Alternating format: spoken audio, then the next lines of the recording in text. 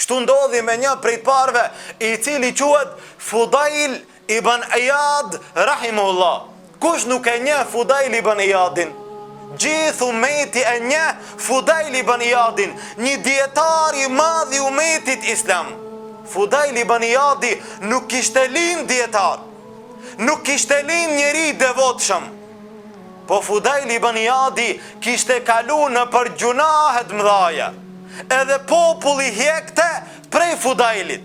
Gjithë ja shenin gazepin Fudail ibn Iyadit. Dhe kanë ardhur dy transmetime si u pendu Fudail ibn Iyadi. Një transmetim, Fudail ibn Iyadi dilte kur kalonin haxhilerët për të shkuar në Qabe, u azinte udhën. Ku jeni duke shkuar në Qabe? Ajde nxjerrni parët që i keni me veti. U amirte parët, edhe s'kishin mundësi me shku në haxh. Gjithë këtë zullum, ti duke dalë me shku në haxh, në Qabe me i bëj ibadet Allahut, me dalë dikush me t'i marë paret, me t'i marë të hollat, me të kthy edhe njëherë në vendin tanë. S'ke mujt e s'mujta me shku në haxh. Pse? Fudaili. Edhe njerët kur u nisnin për atë rrugë, kishin frikë mos ta takojnë Fudailin. Dhe ai dilte vetë, një njeri s'kishte kush që i dilte për para. Zullumqari madh, me gjithë këtë krim të madh.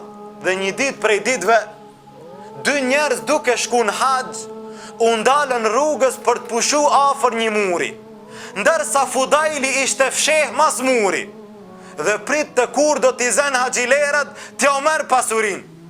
Dhe këta dy haxhiler pushun pak, e pastaj than, qohem ma shpejt se me po men ataku Fudaili, mbesim pa haxh. A Fudaili prej ka ana tjetër i dëgjoj fjalët e tyre.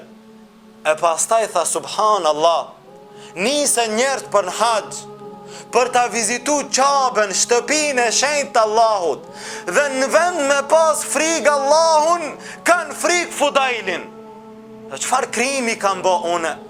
Edhe doli edhe u pendu para Allahut subhanahu wa ta'ala. Prej gjithë atyre gjunave të ndaja, u bë një prej njerëzve më të devotshëm këtij umeti, një prej dietarëve të mëdhej të këtij umeti.